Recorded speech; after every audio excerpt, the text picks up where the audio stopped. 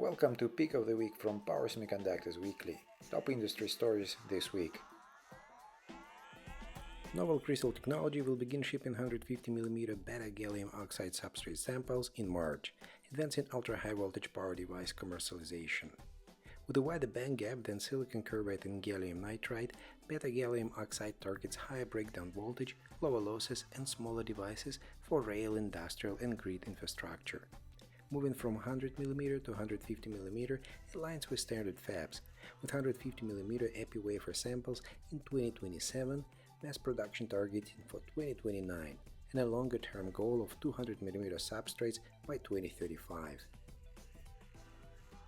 Infineon Technologies expanded its cool-GaN lineup with cool-GaN drive half-bridge 600V G5, integrating a 600V gallium nitride half-bridge, high and low-side drivers, and a bootstrap diode in one package.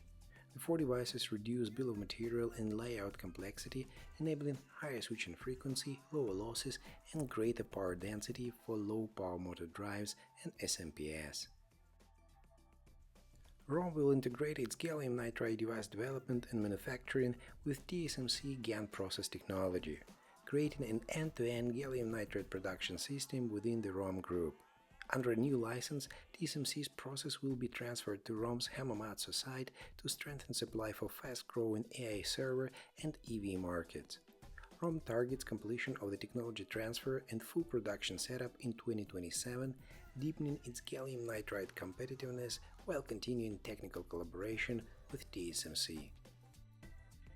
Toshiba introduced a 6.5 kW 2000 amps press-pack IGT using newly developed trench-type IGT chips for HVDC converters, industrial drives, and STATCOM systems. The device passed turn-off and short-circuit tests at 4.5 kV, demonstrating suitability for demanding grid applications. Moving to 6.5 kV can cut series device counts by 33% versus 4.5 kV designs, reducing weight, footprint, and logistics cost, especially for offshore converter stations.